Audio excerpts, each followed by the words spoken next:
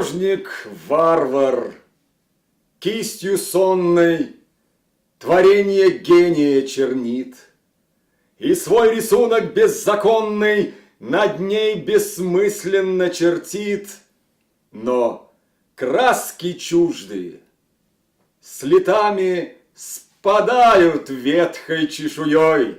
Создание гения пред нами выходит с прежней красотой.